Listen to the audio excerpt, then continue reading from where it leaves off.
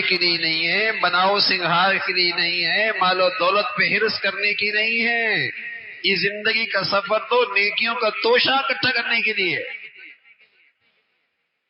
باقی جسے تم زندگی سمجھ بیٹھے ہو یہ دھوکہ ہے.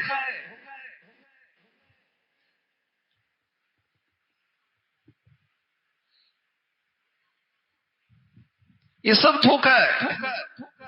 یہ فیکٹری رہ گئی، کارخانہ رہ گیا، بنگلہ رہ گیا، کوٹھی رہ گئی، تجوریاں بھری رہ گئی، بینک بیلنس رہ گیا. اور جب قبرستان گیا تو جہاں ایک ریڑھی والا لیٹا ہوا ہے یہ بھی وہیں لیٹا ہوا.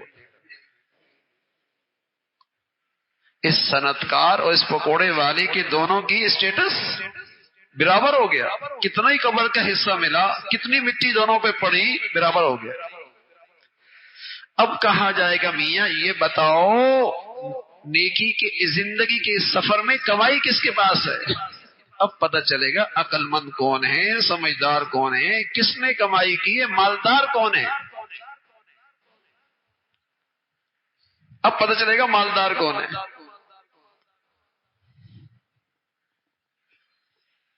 لیکن دنیا ہے بڑے دھوکے کی چیز. اس لیے تو اللہ کا پیغام ہے کہ دیکھو دنیا میں آدمی دھوکہ کھا جاتا ہے اور دنیا دھوکہ دے دیتی ہے.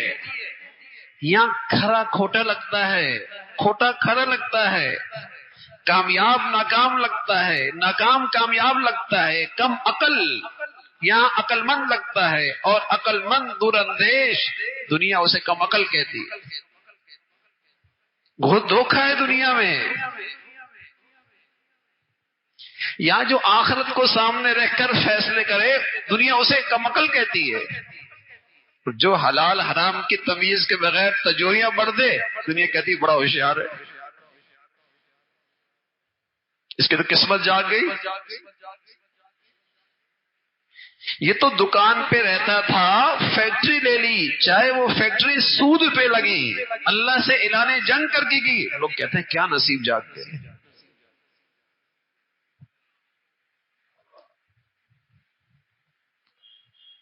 دھوکے میں پڑے ہوئے، دنیا نے دھوکہ دے دیا.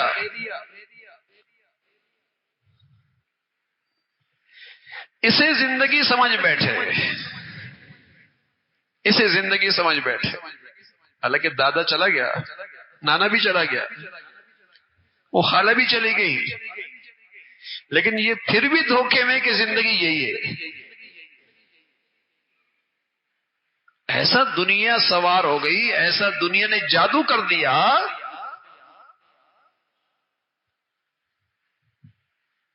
کہ یہ خیال ہی نہیں آتا کہ جہاں میں نے جانا ہے اور وہاں جانے کے بعد کہیں لوٹنا نہیں، واپس نہیں، جانا نہیں کہیں. ماں کے لیے کیا کیا ہے؟ کہتے ہیں اللہ بڑا غفور الرحیم ہے. کیا کہتے ہیں؟ اللہ بڑا غفور الرحیم ہے. تو اللہ کے نبی صلی اللہ علیہ وسلم فرمان لگے جو ایسا کہتا ہے وہ کم عقل آدمی. العاجز من اتبع نفسه وتمنى على اللہ.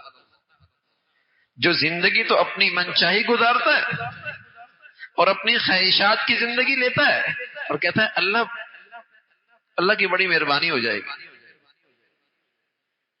فرمائی احمق آدمی. ارے میاں اللہ کی مان تو صحیح، اس سے بغاوت کر رہا ہے، اس کی ناشکری کر رہا ہے، اس سے اعلان جنگ کر رہا ہے اور پھر اس سے مذاق کرتا ہے. فرمایا والعاجز، یہ کم عقل ہے، دماغ نہیں ہے، احمق ہے.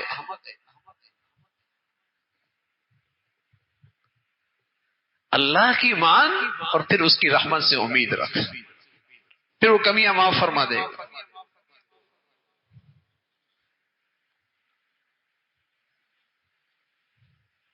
تو یہ اللہ کا پیغام ہے بھائی، ہم سب کے لیے ہے کہ اس زندگی سے دھوکہ نہ کھانا.